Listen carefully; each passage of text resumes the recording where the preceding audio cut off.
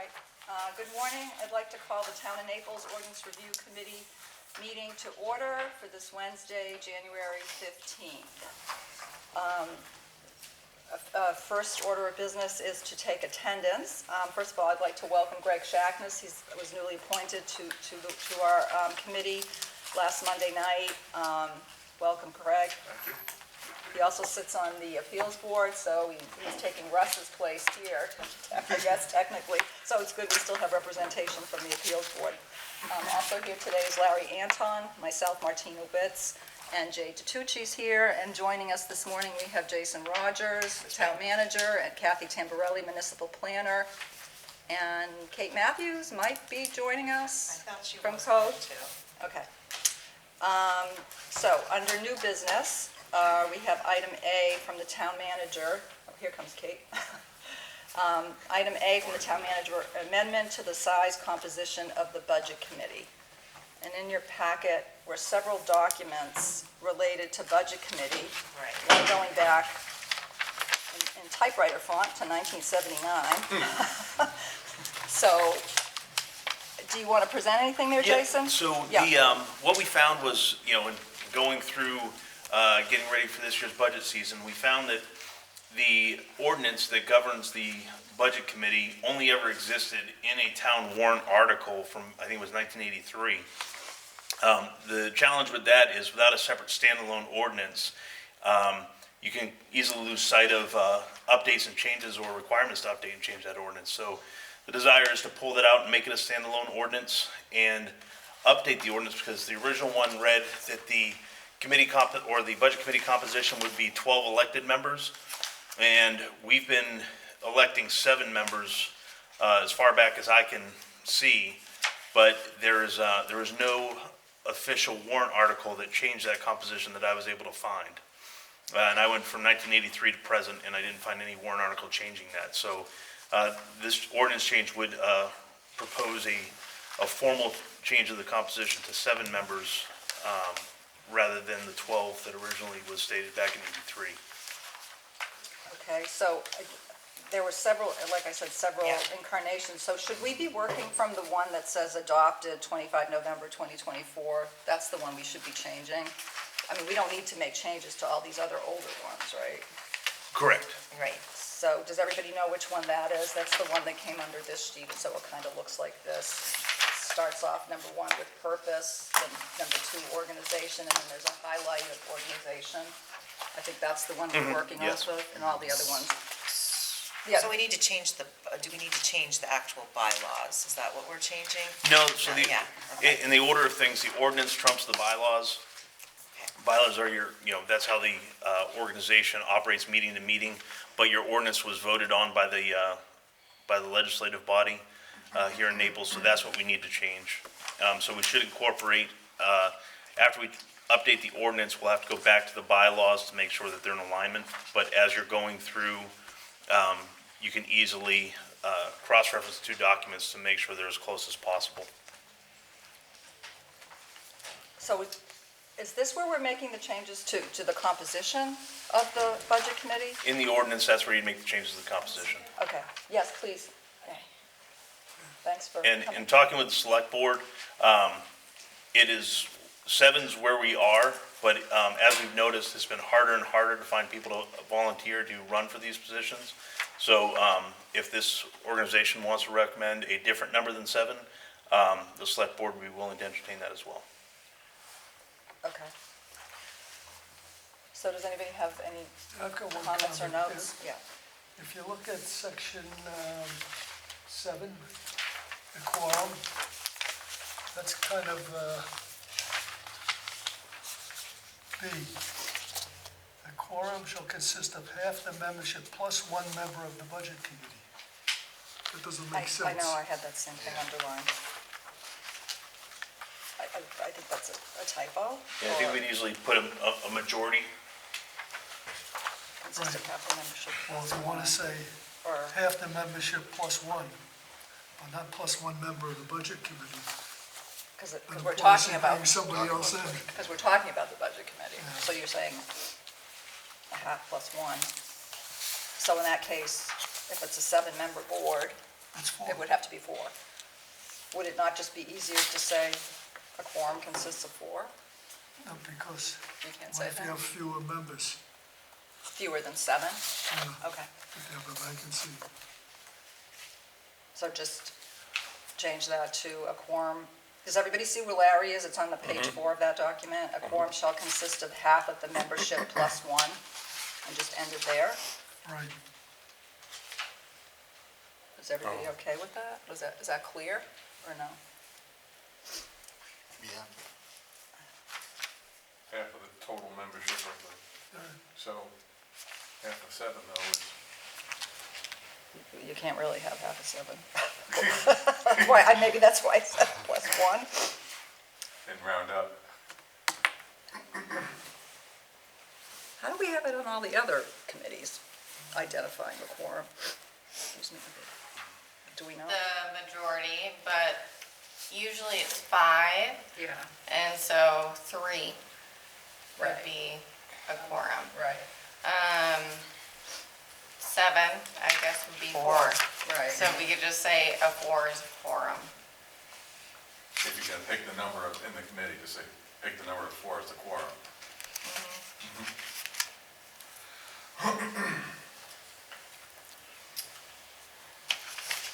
But you're saying, Larry, that doesn't work? Because what if you don't have 7? Right. You have a vacancy. Oh, then maybe we could say, Your quorum is 4 unless we don't have unless. Well, I think the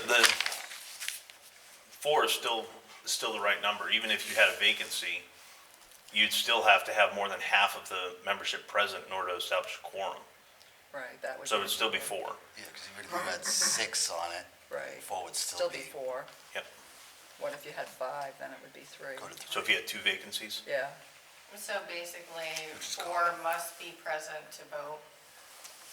or you can say Or half the board membership plus 1 additional board member. Seems like we're trying to do algebra here on something. Yeah. I hate to introduce math. it's at 9:05.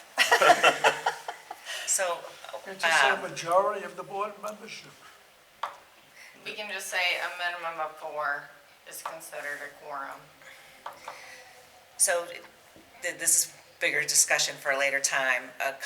Several towns have had problems with having vacancies. I mean, it's not something new here. So in their committee bylaws, they changed it to the majority of the number appointed. So that way, if there was only 5 appointed, even though it's a 7 board membership, then you could get away with 3. That was kind of done committee-wide. So in the bylaws, it would still say 4 is a quorum. However, there's this little provision where if there's only 5 appointed, you could have a quorum at 3. Do you see what I'm saying? Bigger conversation, but it might, for clarity, it might just be best to say if it's a 7 member, then 4 is a quorum. Yeah. So again, so what would the final wording be? Because we're not going to deal with what that great idea that you just Right. suggested, we're not going to deal with that this Right. time. So a quorum shall consist of At least 4 members. half. Well, to Kathy's point, a majority of the elected Majority. / appointed Yeah, members. then that would cover, that would cover Majority of it. the elected members. A majority of the It would. Appointed. appointed, Well, it'd be they're elected / appointed. yeah. Because they could, yes, Could be because they are elected. primarily, they're elected, but then on occasion, they do appoint. Point, yeah. Yeah. That would work, right? A quorum of the Yeah. majority of the elected / Appointed. appointed. Okay. Another point I wanted to make, Yeah, the recording secretary.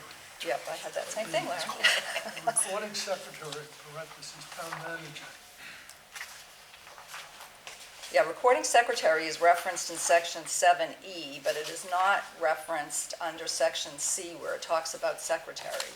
So there's no other mention of recording secretary except in section 7E. Yeah, in practice, it's been the town manager that is the recording secretary, so I think that we carried that through, that'd be appropriate. The town manager will act as the recording secretary for the budget committee.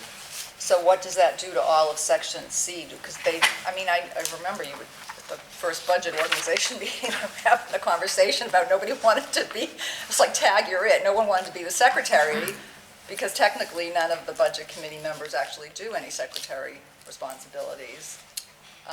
So do we remove this necessity for them to even choose a Let's- secretary? I think we could. And just say that there's a recording secretary and explain that it's the town manager? Designate or designate. Yeah. Yeah, because if I were out sick or something like that, and someone would fill in my stead. Okay. And who takes that position? It would be, The secretary? would be the finance, so myself and the finance director attend. Yeah, because the So- reality is nobody on the budget committee is going to take minutes, produce Yeah. minutes, keep minutes, or anything like that. Yeah, so- just, town manager or designated representative. Okay, so that means that we're changing section C to be called recording secretary, Yes. and we have to change all of this verbiage. So it would be the recording secretary is the custodian, et cetera, the recording. And then in the absence of the recording secretary, because it's not an appointed position, then the designee. Larry, did you want to? Well, if you're not going to have a regular secretary, Yeah, it screws up the possession up to take if somebody's absent. In the absence of the chairman and the vice chairman, the secretary shall preside over some of all duties of the chairman. Does that mean the recording secretary is going to be? oh, I see what you mean.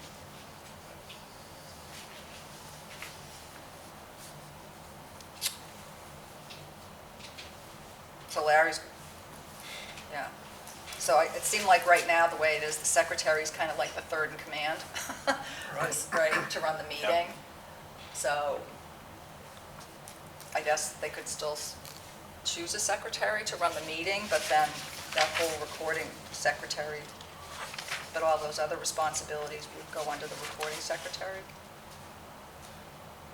And also, the secretary will provide all documentation of meetings to the assistant to the town manager for recording purposes.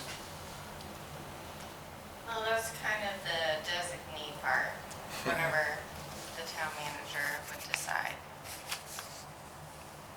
Yeah, where it says, in section E, where it says the recording secretary, it says in town manager in parentheses, that's where it should say or designee, right there.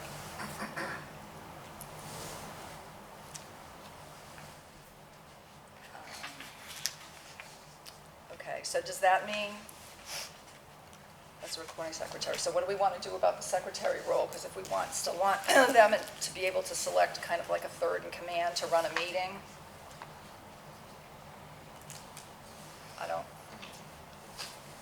is that even necessary? I mean, I'm trying to think, like on the planning board, we don't have ours, don't say that, we don't, you just pick any other person on the committee to chair that particular meeting. We don't have a secretary. Yeah, I would think that you could remove the succession language that talks about the secretary. Yeah. Okay, so just to sum up what we're saying here, so I'm thinking we should remove section C the way it's worded right now, all about the secretary. We really don't need that. What we need is section E, the recording secretary. And it should say, where it says town manager, it should say or designee. And then,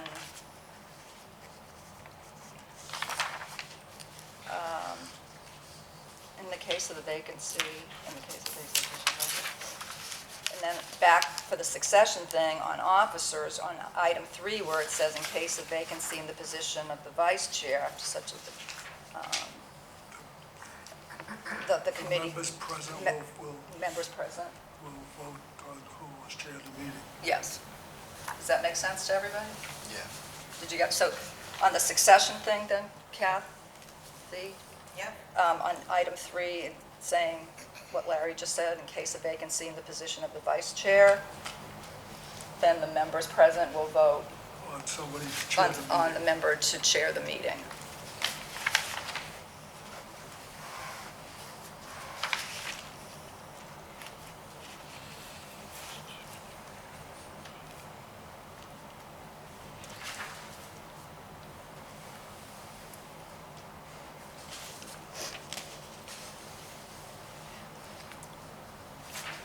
So there was some conversation at that select board meeting about language about not having municipal employees serve on the budget committee. Is that what we're addressing in this conversation too, or no? So that's something we're going to address through our personnel policy as far as town employees serving in elected positions. Okay, so Yeah. we don't need to make any No. changes to this on that? Okay. Did we answer all the questions that needed to be answered on this now, or are there other things on this particular item? I think that's it. Does anybody else have any comments on You that? probably should make a point in here that the recording secretary is not elected. Okay. Recording secretary, town manager, designee shall be a recording official, Canadian shall attend all. Isn't that kind of implied when you say it's the town manager or designee? Or do you feel like, for clarity, you just need to add an additional statement after that period and just say this is not an elected, this is a municipal employee It's an position? appointed position.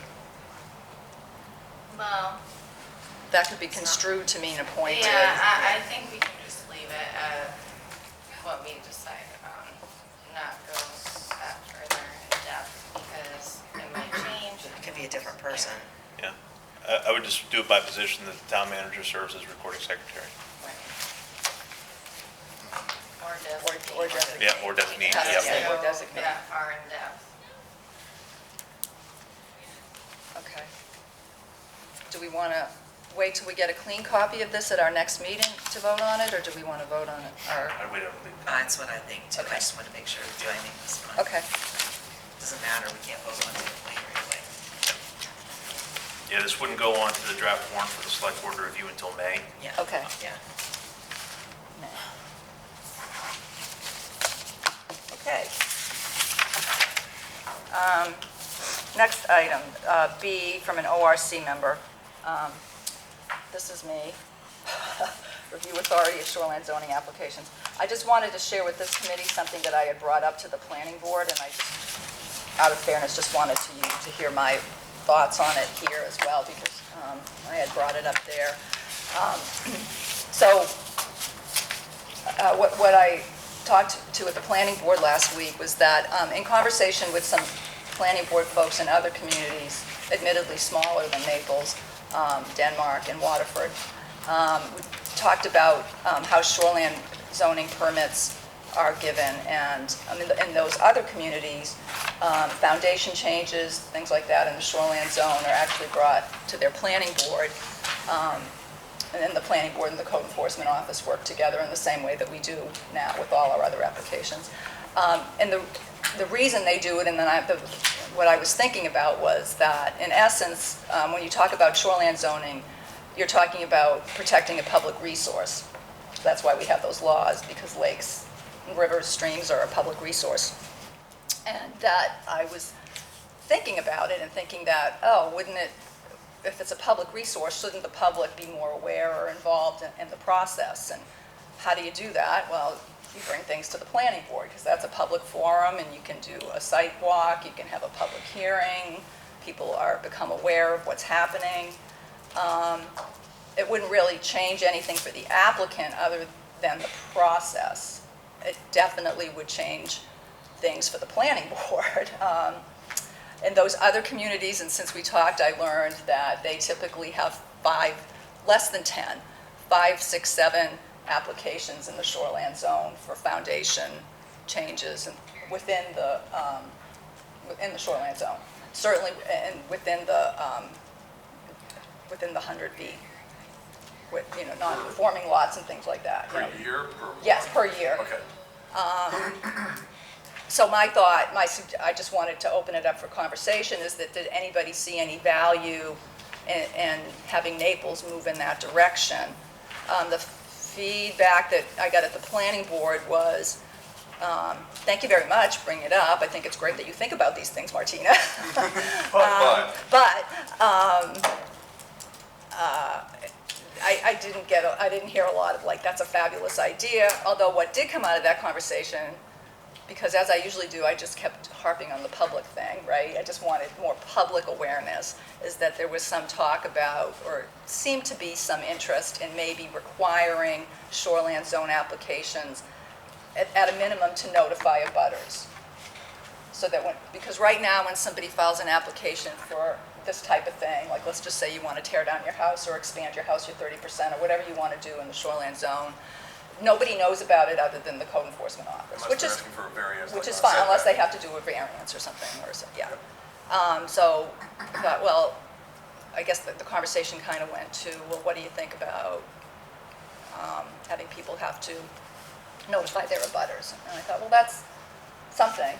I think at least, someone's not sitting at home one day and the bulldozers show up and you won't like what the heck is going on, but so at least the abutters know.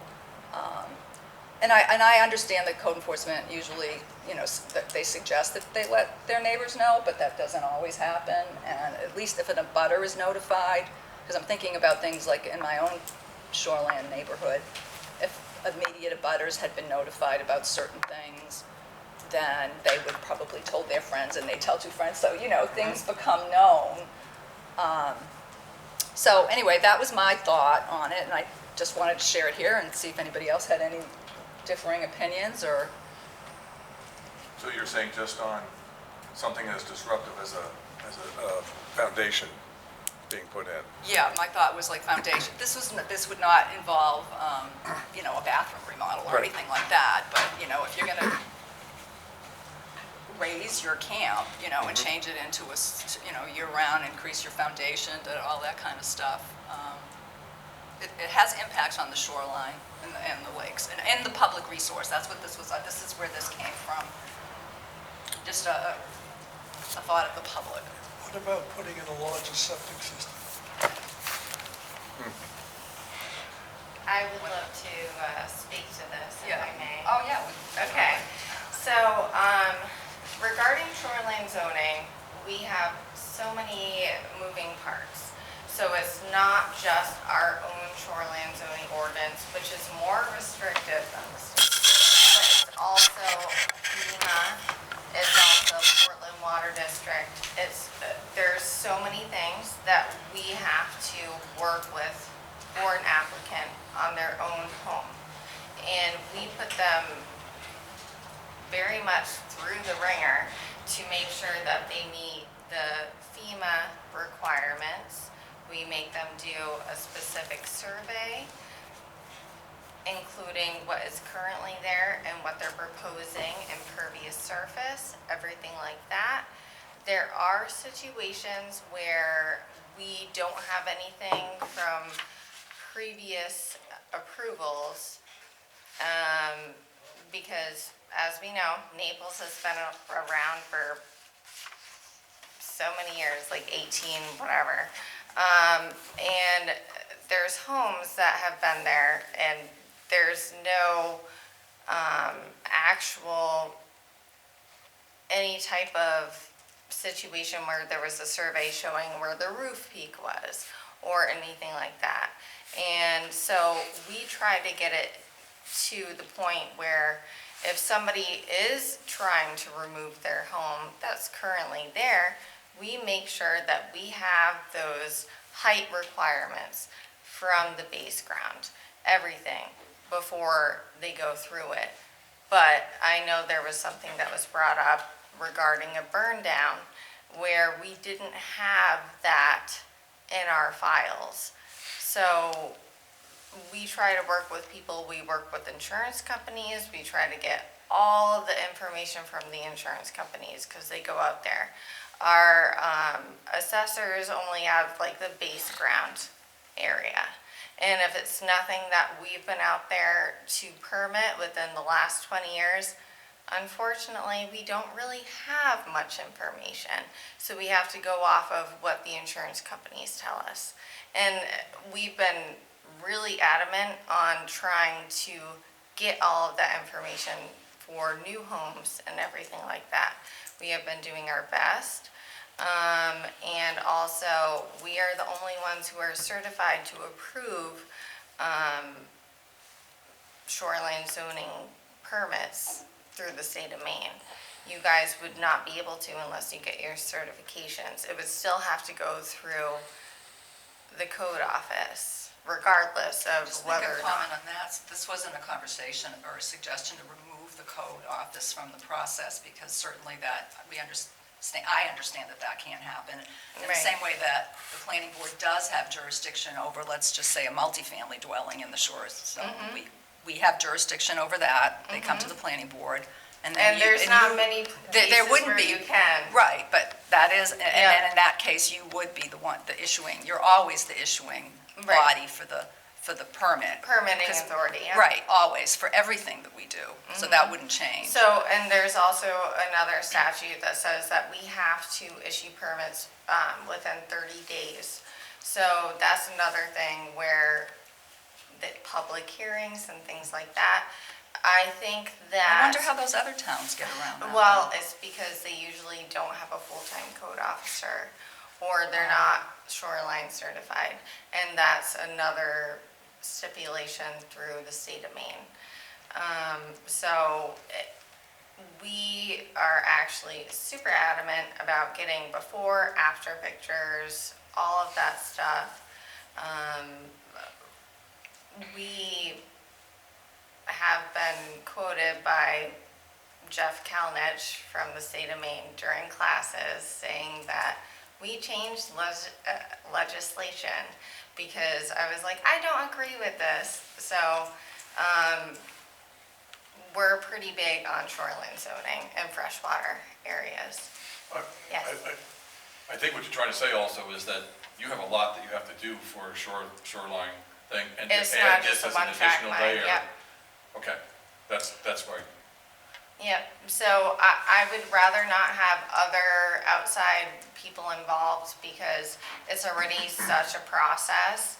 And we go through, we also let people know, okay, if this is an area that is already a non-conforming lot and you do decide to tear down something, it's up to the code officer's discretion to move it back to the greatest point possible from the high water line.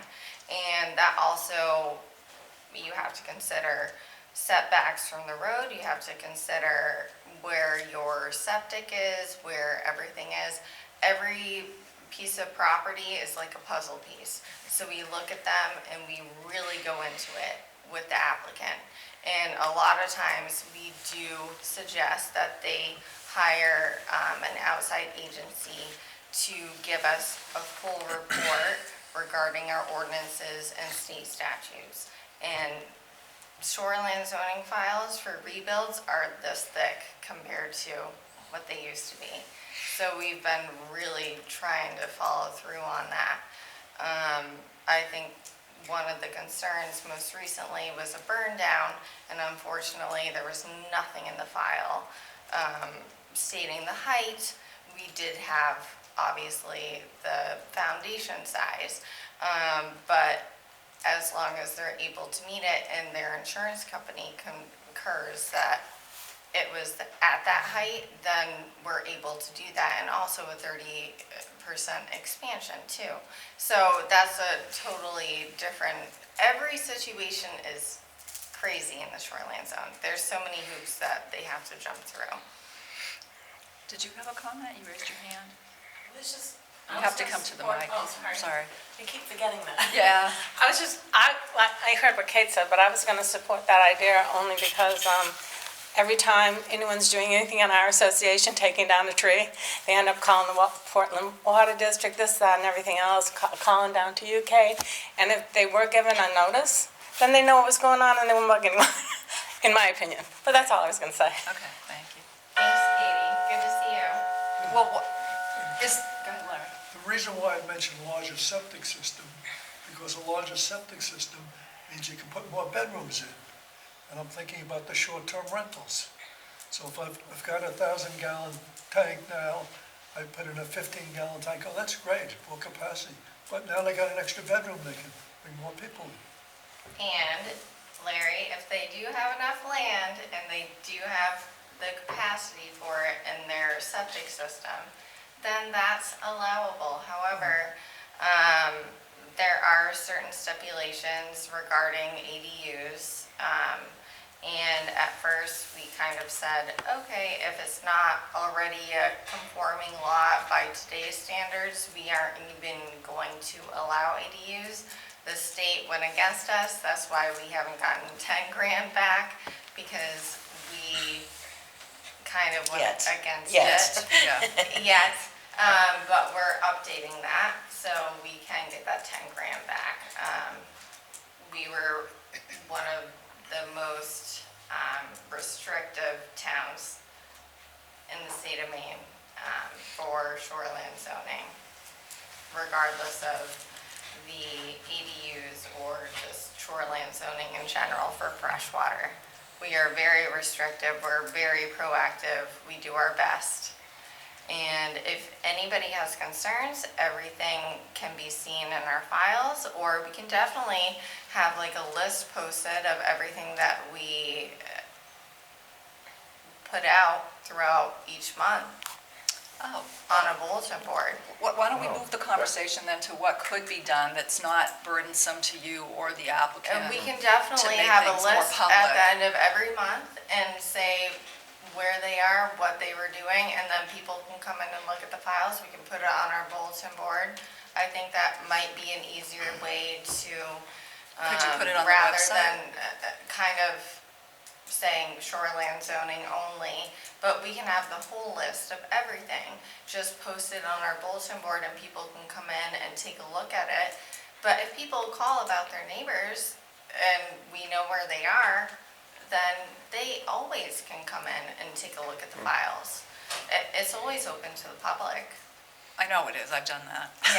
Yeah, so we can do something more Full disclosure. proactive like that, definitely, and just have like a list of each month for all of our permits. Could you put that on the website? Just the list of it, not the entire application package, which is what I That had. would be up to me, but we can definitely just post that in my office, for sure. I'm not talking about the website stuff, but, I mean, because regardless, people will have to come in and take a look at the files. Right, no, and I anyway. understand it's a lot of work for Kathy Eddy to put out when she does all the work Right. for putting the entire application I package think of just planning having board it stuff, but posted just a and list of people it. can come in and take a look at it would be beneficial, for sure. I'll look into whether or not we'll put it on the website. My only concern is that we don't do that for normal residential structures that are outside of the shoreline zone. So we'd be singling out those individual property owners that have a right to build on their property. Right. So I'll consult with legal about that and whether or not we can be,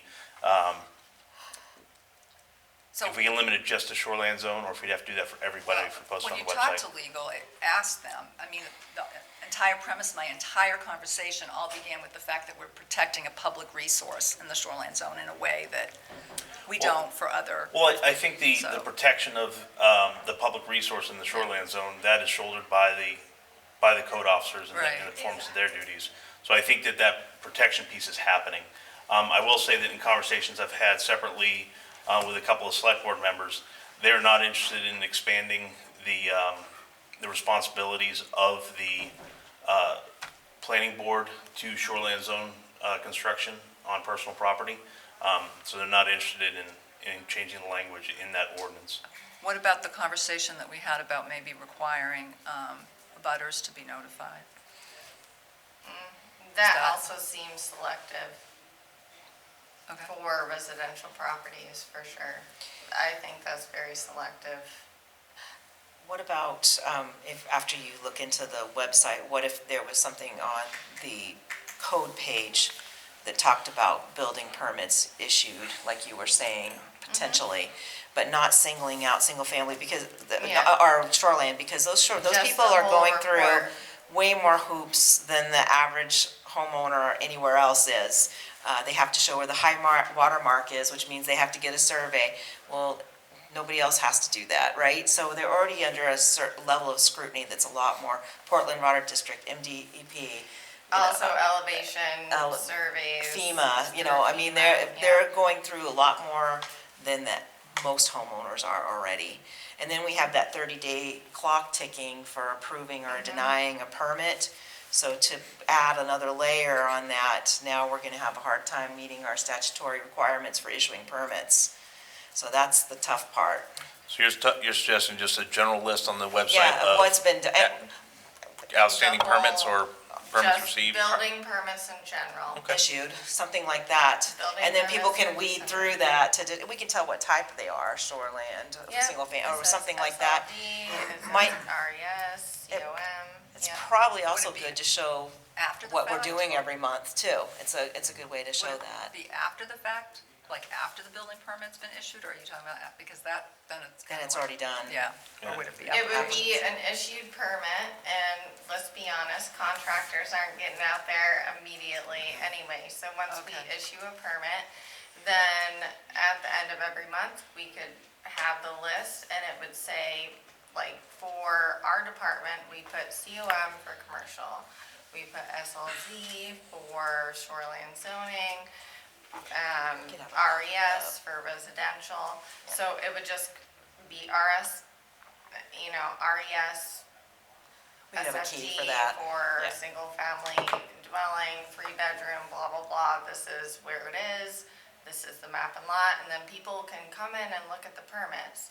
So, once we issue them, at the end of every month, we can just have like a link that will just bring them to that spreadsheet that kind of has whoever pulled the permit, all of that, and then if they want further information, they can come into the office and take a look at the file. So, and honestly, usually, people will take a while to even start the work. They pull the permits first, and then, contractors take a pretty long time to even start the work. So at least they'll be aware, and so every month we can do like some type of posting or something like that, and it would have all the information. If somebody was interested on a lot near their land, they can say, oh, did they get a permit out? Let me look. Okay, yep, I can come in and take a look at the property file. So we'll work through that internal administrative process, and I'll back brief the select board when we can implement that. But again, Martina, Yep. you're just looking for something that's disruptive, right? Like a foundation or Well, that or a was my- septic system. yeah, that was- So that narrows down, But if they the- feel like they the need to put it for population. everybody just to be equitable, then Right. that's fine I too. get it. But just, Yep. yeah, you're right, just to be clear, I was only looking at, because you're issuing building permits for like a bathroom remodel or something too. So, but that isn't what I was talking about. I was talking about But it's all public But it- information, so right. we might as well just be very, upfront with everybody. If we're doing it for one type of property, we should do it for everybody else. And people who do come in, there are companies that come in and look at our permit list for the previous month. So I think, you know what, let's just be transparent. We can just put something on the website every month. And then if people want to get further into the weeds, they can come into our office and take a look at the property file. Could you put the street address in also? It is Not on just the there, legal yeah. definition? Yep, it's right on our, yep, Okay. yep. It has the added benefit of everybody in town knowing how hard you guys work. How much, because I know you gather that information anyway to We're present tracking it anyway. Yeah, right, you're Yeah, already we doing track that, it. so now you're just So sharing. that way, we Okay. can, if people are concerned, they can always be proactive and look at it, rather than just being like, my neighbor's doing something. Right, right, right. So it might be beneficial Yeah, overall, so yeah, no, I have no issue with that. okay, awesome. Are we good to move on to the next thing? Okay, so item C from staff, the first item is create a spreadsheet to document and track ORC work, question mark. Yeah. We just, I think we just beat that horse. Yeah, Yeah, I so- think we just talked okay. about that, and I did add to your packet the report that I had given for the select board, just so you can see that I am tracking them. Yeah. I think I'm gonna create more of a Excel document so we can show what we're actively doing, and then we can move them around, so we can prioritize based on what the select board asks us to do, or we can put things on back burner type of thing. So I'm going to create a document for that. And that way it'll be Color-coded easy one. when the select board would like an update too. I can just share the spreadsheet. This is what we're working on. This is what, where we're at. We could color code it like a project manager. Yeah, well, I'm kind of into that stuff, because I like deadlines, you know what I mean? I like to see where we're moving, so. Because we are always working toward a deadline if we're trying to get something Right, to the town and meeting. if we're or trying to get whatever. it to June, then we can Yeah. highlight the ones Yeah. that we're trying to get for this year, and make sure we're on the same track and the same page as the select board. Okay, awesome. Is that all on that one, Kathy? Yeah, I am. Okay, the other one seems like it's an administrative editing thing for Ordinance Review Committee bylaws, and it's changing code enforcement officer to municipal planner. Well, maybe, in some cases, not necessarily, but Oh, it's just that it's all referring to the code officer right now. I'm looking for where to put it. Here it is. Okay, here it is. So you had a few things highlighted in yellow.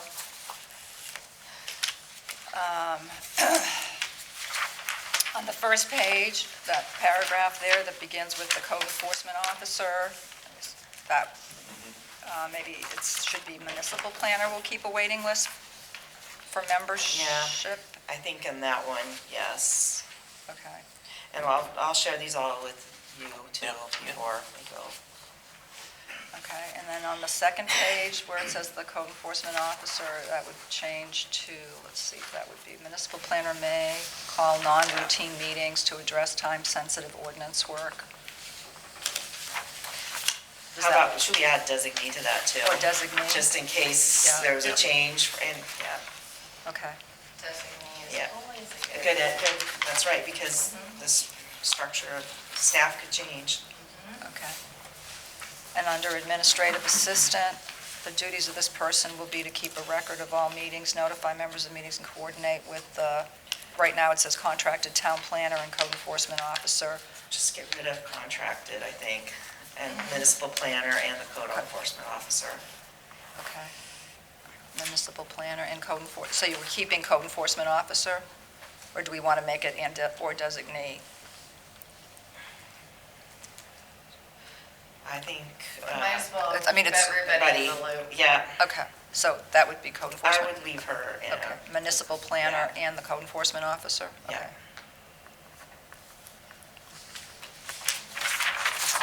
So that's pretty simple. That's it. Are we safe to That was vote on easy. that? Yeah, Let's I just think vote so. on that and put that one to bed. Okay. A motion to change, that make those administrative edited changes to the municipal ordinance review committee bylaws. Who wants to make a motion? No, I didn't make the motion, I'm asking. Who wants to make a motion? You want to? Like to change from code enforcement officer to municipal planning officer. Okay, municipal planner or I'll designate. second that. Okay, second by- all in favor? Opposed? Okay. That one's done.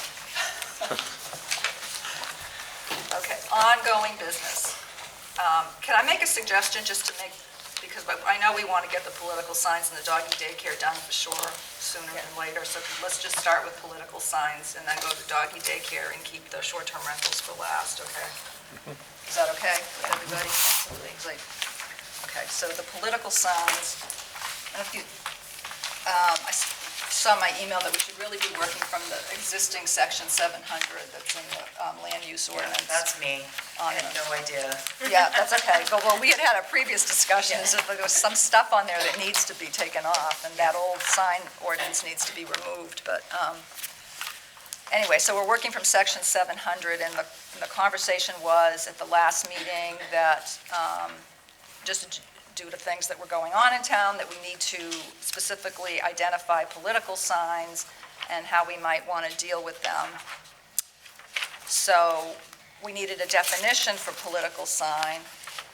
So the way our definitions are written, if you went to section 400, it starts with sign. First it defines sign, and then it has various signs. So these are my notes, this additional page that you have that looks like this. This was what I sent to Kathy last night. So if you add this definition to 400, and we can use the word sign in the definition because we already defined sign previously, so adding sign, comma, political, a sign displaying messaging related to an election, primary, or referendum. How do you feel about that definition? I have to, full disclosure, I cribbed that from both the state statute and I think South Portland. I think there is something from the state statute that states that it has to be removed after the election is finalized. Yeah, that's what I talk about in the 707. I talk about the 6 weeks, which I also pulled directly from the state statute. Okay. But this is just the definition, so we're not really saying, talking about removal or anything. But if you looked at, like, all of section 400, so the first thing it does is define sign, and then it has an alphabetical list of various kinds of signs that we have. It all starts with sign, comma, and then whatever. So I'm suggesting that we add sign, comma, political into this list, and then use this definition.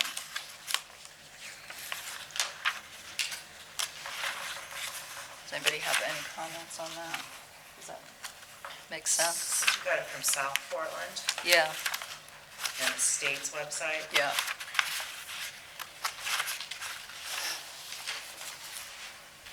And I'll just explain my whole notes page here that that you have in front of you. And then after I having read the sign ordinance ad nauseum, I realized that section 707, as it is printed right now, is basically a regurgitation of the same information that is in section 703. So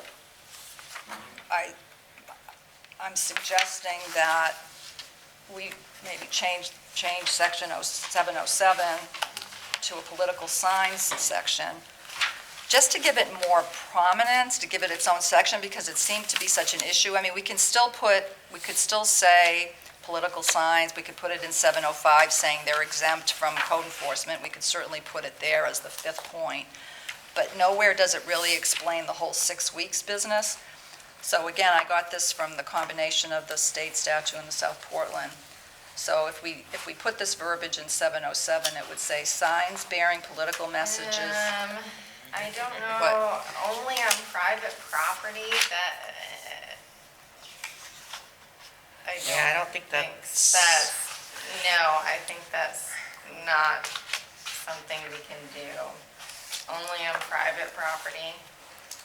What would be non-private? It's usually right-of-ways. Right away. Yeah, right here on the corner. Yeah. So I pulled this definition from several towns, but it certainly could be kind of aligned with the state, but any temporary sign, political in nature, located on public property or within right-of-ways permitted as provided by state law.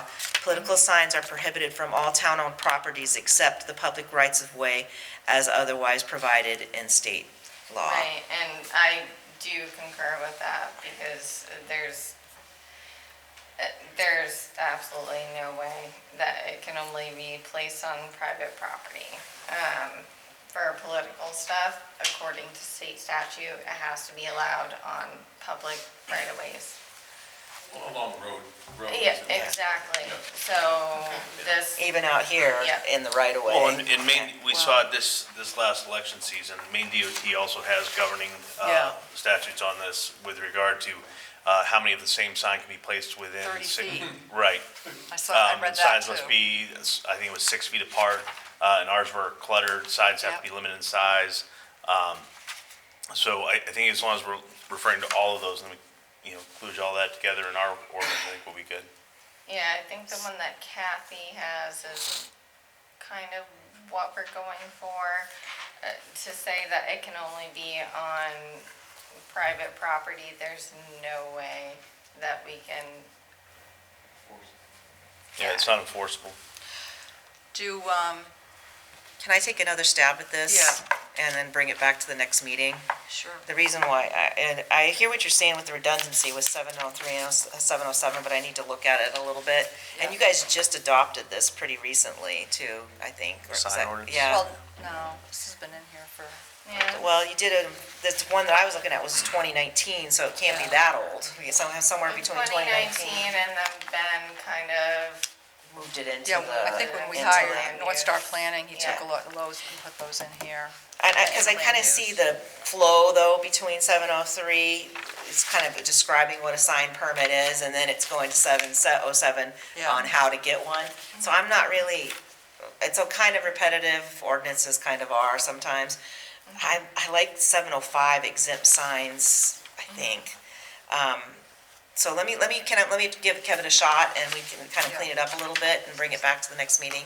Is that Yeah, I okay? mean, Yeah. And then we can make minor changes and probably even get it done the next meeting, I think. And so you wanted, your other suggestion was to add political signs as like number 5 to 705, meaning they're exempt Exempt. from code enforcement officer, so Yeah. that would go there. Yeah, so 705.5, and then wordsmith the definition a little bit. And maybe maybe beef it up a little bit. Let me think about it, and come back, and then if I'll send you guys like those it- links from. Sure, South that would be Portland. helpful, that would be awesome. I mean, when we can, let's copy what the state language is, like, I create, Because they're the ones Yeah. that said not in the private way, that's where I grabbed that from. And I hadn't thought about what is the right of way? It's it's technically different, what. it's Depends on different. the road. It depends on the road. Right, and then here you have to be careful because it's within the polling place, so you gotta really, you can Yeah. only be so close, and I don't know. I think it's far enough And then away. also, because the town owns property that doesn't have buildings on it, you need to be very clear that it can't be on any town-owned property. I mean, those lots that we own that have no structures on it, those are ours, so we cannot have political signs on those lots. Except for in the right of way. Right, in the right-of-way, Right, again, we but, can, yeah. and then also, I think the intent was not to have our causeway papered with signs. well, that's the other That thing, was so the it says biggest because, thing, Yeah, how do we, so we can say no political signs allowable in the village district from, blah, blah, blah, to blah, blah, blah. Well- I think that's kind of what they were trying to, then I think we need to read, maybe just, again, then look at the village district sign standards, because we don't want any of the, because there were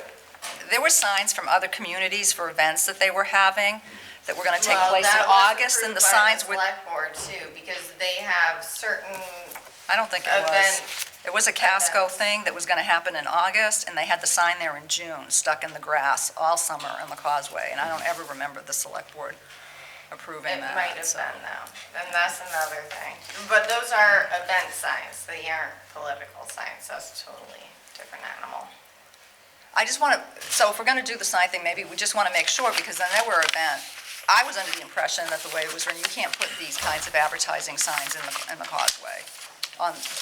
Those grass strips on the causeway, do we want different signs stuck in there at all? I don't think that that's allowed, and that's what was there. Right, we can just say, we can talk about it, I'll talk with Kathy about it, and just basically put some type of language in there that temporary signs or political signs cannot be allowable on the causeway green area, basically.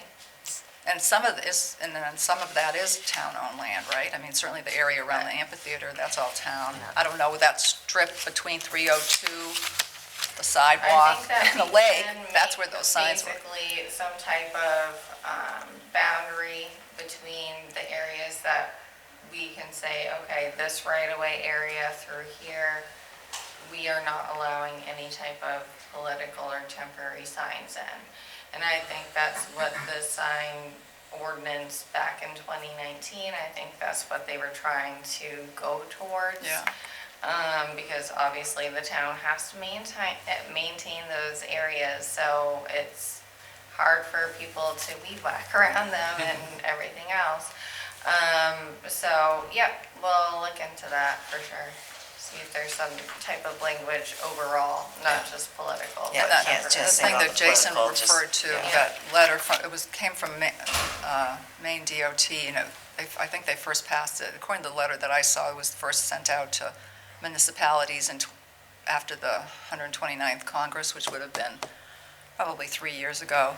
That's when they said that you can't have you can't have the same sign within 30 feet of the next one. So, these people that put their sign every 5 or 10 feet, that, you can't do that either. So I don't know if it's enough to just reference that state statute, or we need to specifically say But the only thing that. is for political, That goes they'll for put out that. their own signs, and then somebody else will too, so it might not just be them putting it out for the same. Well, those would be That's the tricky opposition thing. signs, I would imagine. Not necessarily, Oh, so, okay. you never know.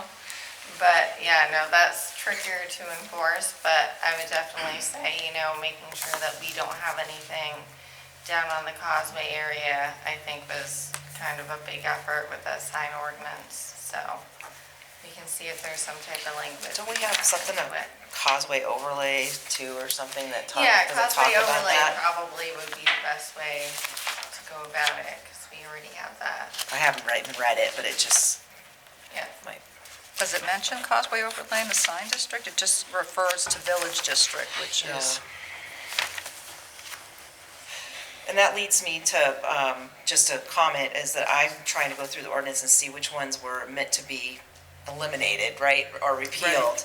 And moving forward, I think when we do a new ordinance, a sign ordinance, in that same maybe warrant article, we specifically repeal all prior, or, in the same wording.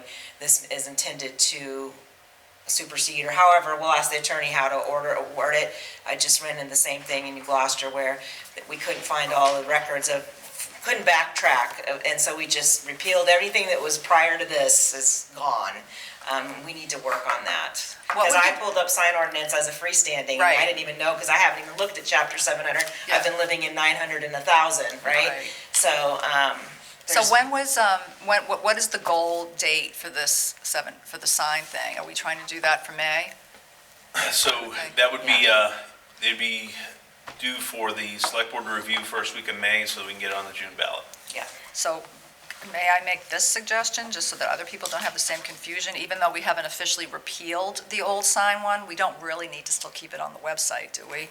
Can we just take it off the website, just so other people don't look at it and think that that's the one? I don't know. I mean, I don't think context-wise it's that different. It's not all It's that just different. organization-wise, it's very different, but anyway. Yeah. The definitions are the same. People don't know where to basically. look for stuff, so when they go on there, it's just very, anyway. Could we take a quick peek at a couple definitions? On signs? Yes. Sure. Yeah. Event signs. Section Well, five. so are these also, so I don't have that old copy anymore, I just, so this would be It's just signs, the word, events, okay. The way it reads, a sign associated with an event being held in the town of Naples or an event in a neighboring town which must be approved. We're not approving their event. We want to approve that sign. I think instead of or and, it should say signs for an event in a neighboring town. If you look, Must it's be on approved. page 30 of the current land use ordinance, if you want to pull it up. I'm looking at this one I just printed. Yep, it's the same, it's the same. Okay. So the content is the same, it's just Yeah. organized You see what differently I'm into the saying? thing. Yeah. You read it, it sounds like the select board has to approve the event. So I would put that in two sentences. First one ending after town of Naples, and then saying signs for an event in a neighboring town must be approved to the event ordinance by the board of selectmen. Then you're saying you're approving the sign, not approving the event. Right. That's confusing.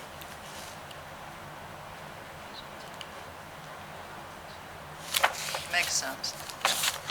So, See what I'm saying? yeah, right now it says a sign associated with an event being held in the town of Naples or an event in a neighboring town, Yeah.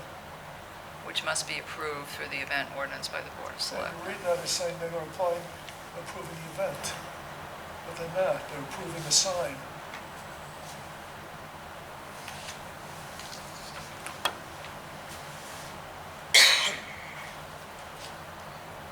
As I said, I would Does look it at it as really two matter? sentences. The sign Just for an end in event in town. a neighboring town must be approved. Does what really matter? No, I mean, Oh. does it really, at that end of that, can it just end at the neighboring town? We're just talking about the sign, not the, It's in the sign ordinance It section. does say sign, comma, on our definitions and our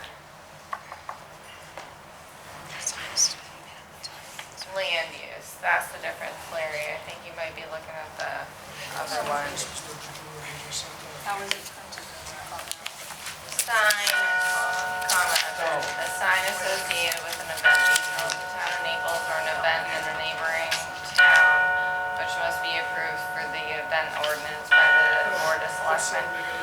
It only says, so on our definition, on our current land use, it says sign, comma, event, and that's the definition. So it's only associating with the sign for that event. So I think that's kind of been null Yeah, and see the void. way, Yeah, this is actually no good anymore. This is the way yep, it so looks it's right number now. 30 on our. So it's sign, website. comment, event, so I think that, does that make it clearer? I mean, this is still the same. I see what you're saying. Whatever. You're telling me I'm too picky. You're You're never no, too he's picky. We love precise. your comments, Larry. He's precise. My favorite. Then the other one, vehicle sign, Yeah, and you have also known as mobile billboards. yeah. To me, a mobile billboard is when you got a flatbed truck with a sign on it, and they drive up and down the street, so people read that. In other words, they could drive across the causeway, go turn around, come back, go across the causeway again, back and forth, back and forth. That's a mobile billboard. Well, they're prohibited.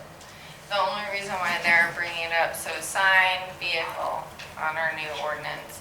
A sign on or affixed to an inoperative bus, car, boat, trailer, or other motor vehicle that is used primarily for the purpose of advertising and not for regular function of a motor vehicle. Right. So it doesn't include, like, say I have the town vehicle that says Town of Naples Code Enforcement.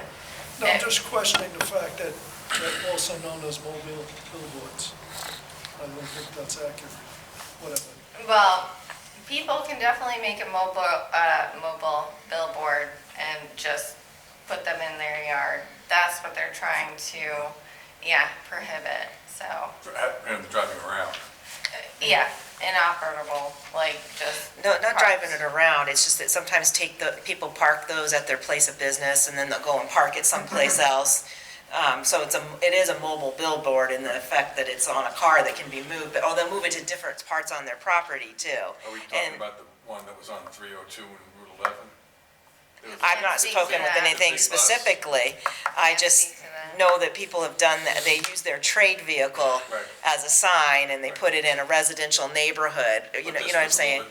Yeah, Yeah, it's not a lettered vehicle Yeah. for their business, so to say. It's more of them actually trying to use it as a sign in different locations. So that's a mobile billboard, And that's prohibited. prohibited, yeah. Okay. So, again, the bus that was parked on the corner there, is I that? am not sure what you're speaking of, and I don't, really want to go into Okay, Specific, specific it's, ones. Yep. okay. Does anybody else have any other comments about the sign section? So Kathy's going to take another stab at the Yeah. political part. I suggest we stick to political signs and get that one done, and then if we want to revisit the sign ordinance, get that one kind of honed to make sure we get that one ready, because I think that's the one that we were asked to address. And then we can maybe move to others, or that doesn't hurt to take a look at it while we're at it, for sure, but let's get one done and then go from there, maybe? Certainly, just take a look if there's any typos, just like something Yeah. like that can be changed. Okay, moving on to doggy daycare. So you have before you a definition And I'm still open to wordsmithing, and and especially with Kate here, because she's the one that sees them more than I do. so the proposed, because currently we have a kennel definition, but there's no mention of doggy daycare. Apparently, the genesis of this was that somebody wanted to do a doggy daycare, and we realized, He came in right after that meeting I was at last. It was too funny. Yeah. Because everybody was like, no, Kate, you want to board your dogs up here. No, that's not the case. Somebody actually came in right after our last meeting and asked about doggy daycare because I had told them, oh, bring it up to the ORC, I'll try to bring it up. So basically, right now, we don't really have a definition that would even include that in one of our uses. And the current one just says which dogs are domesticated animals, housed, groomed, bred, boarded, trained, or sold. So now it's more of a thing where people want to drop their dogs off when they have long hours and basically have them being supervised. It's like a human daycare just for dogs. So, we don't really have language for that, because it doesn't fall under our current day ordinance, and so Kathy drafted up the new Took it from Casco. proposal. I took it from Casco. And it's very similar to Gray as well. A lot of towns are adding this because it doesn't really fit under the boarding definition. Right. Boarding is not a day thing, it's someone leaves their dog for a week while they're at vacation. Right. Type of, and so it's definitely a slightly different use. Some people drop it over just for a matter of 2 or 3 hours, but then you might have 10 dogs on a property for 2 or 3 hours. And then the 5 or more comes, the reason why Casco and Gray, and there's other towns that have the similar definition, are using the 5 or more because that aligns with state statute for a kennel, so why depart from that? But it still is a business. It is a It business, is. and Not I allowed will in let a you know Residential area. It still Yeah. would only be in the commercial zone, because that's the only place kennels are wherever allowed. they're allowed currently. Yeah, And commercial. also, Yeah. I will let you know, I do take my dog to doggy daycare. They can have up to 40 dogs where I take my dog. And they have to go through the state of Maine just like they would with a child daycare facility, that they come in and check it out too. So they also would have like the state of Maine DHHS come in and check that out too. So heads up on that. Yeah, I think the important part is that there's words for a fee. It's not just for people that have their dogs visiting, right? So it's a business. And right now, last time we met, you guys wanted to keep it to just commercial zone and not change that. We were just looking at the definition. And so that's kind of where I left it, is aligned the number of dogs to the state statute, and then made it clear that for a kennel, you're coming to the planning board. That's straight from, the only thing I did was change the word Naples, to Casco to Naples, pretty much. But it doesn't seem like a big deal. I just want to make sure that everybody understands, just by adding this to the kennel, that just means that somebody wants to do a doggy daycare, they too have to come to the planning board. If they're charging a fee. Right. Basically what we talked about the Yes, last it time. is. I just want to make sure, so we're, yeah, Don't we have kennels in What's the coming? residential district already? that we're adding it Way before. to the kennel definition, and that they still need to come, even a doggy daycare, if they're charging a fee, they still have to come to the planning board. Right. And that, just want to make sure, so nothing's really changing other than the fact that we're adding doggy daycare as part of the definition. We're not changing the process by which somebody No.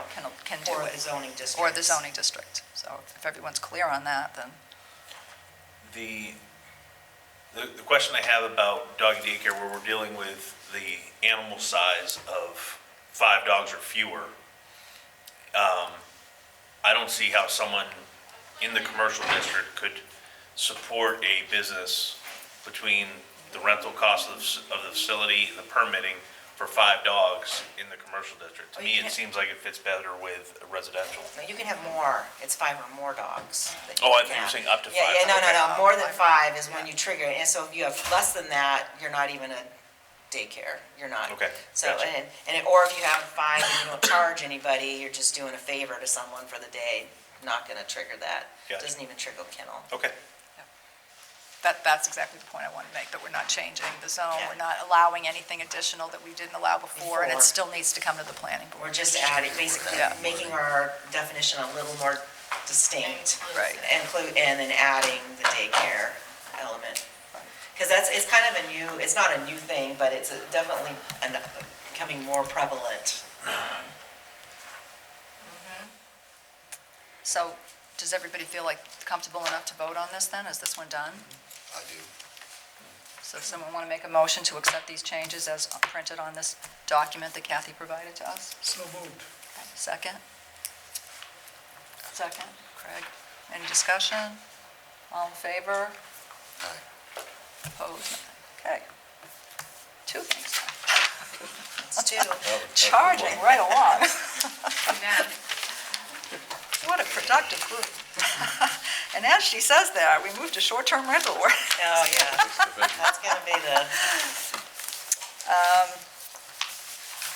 The draft that I shared was based on the Casco and Kennebunk information I had shared with you in the previous meeting. So I just kind of made the changes to make it reflect Naples. I added a few things. I pulled something from Kennebunk that they had addressed that I felt Casco hadn't in theirs, so I added it because I thought we should address it. So this is a huge conversation.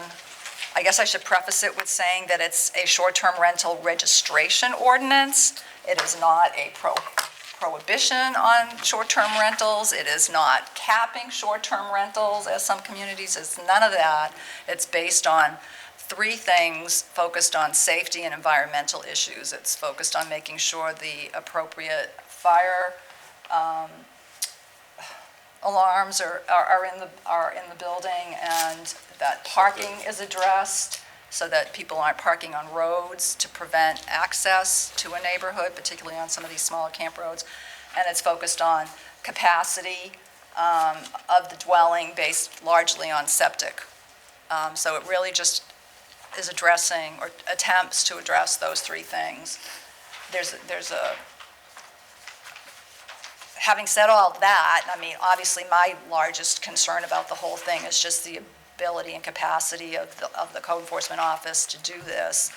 And I think a lot of the conversation needs to be around that. And just prior to the meeting, I was just chatting with Kathy about what kinds of software is available or anything like that to make it easier.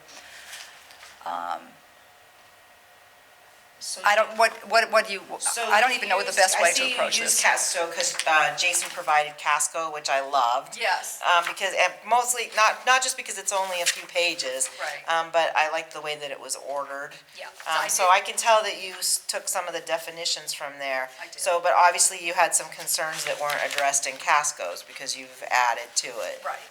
And one of my other questions is, again, thinking about workload and capacity, is do we want to change the registration from a 1 year to a 2 year so that, you don't have to go through it every year? I also want to make sure that whatever fee is charged is sufficient to cover the expense and time of the code enforcement. They're charging $100. I'm thinking that's light, quite frankly. And obviously, if you go with a 2 year, then you're going to double whatever you choose. I mean, I don't think 100 is enough when you think about it, because it's really kind of a profit center. It's a business. I think it should be annual, and the reason why I say that is because people buy and sell too. So if they come in annually, you know who the current owner is annually. There is a stipulation that if you change ownership, you Yeah, have but to come in. people don't do it though. People aren't gonna do it until they come in to register again.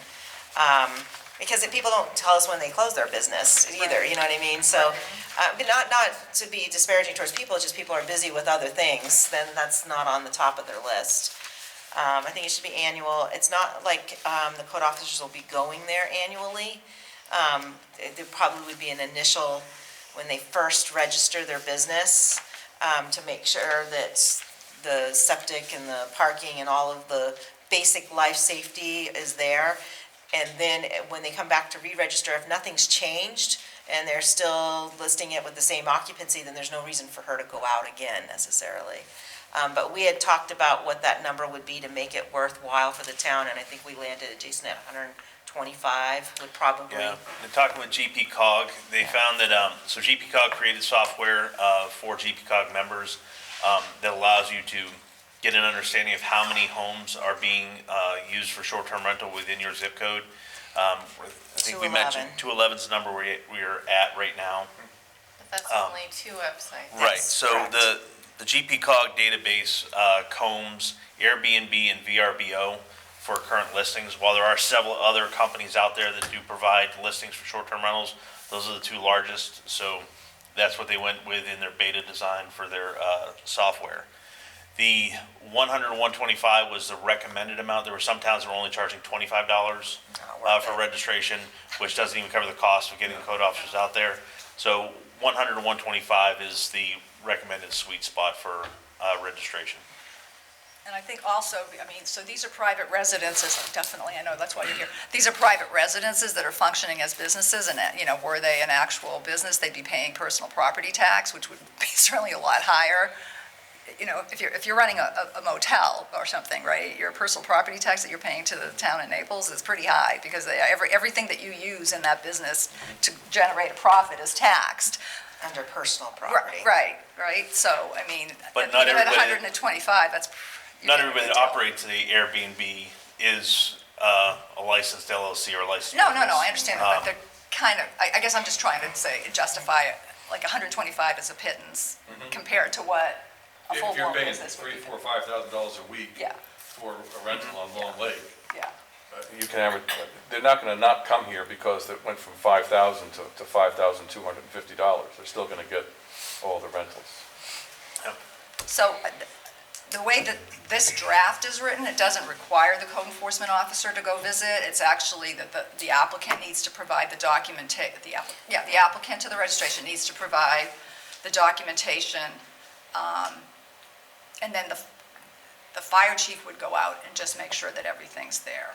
Well, but- it should but be do you a want joint A effort. joint effort? Okay. It definitely should be, yeah, because Okay. he looks at totally different things than I do.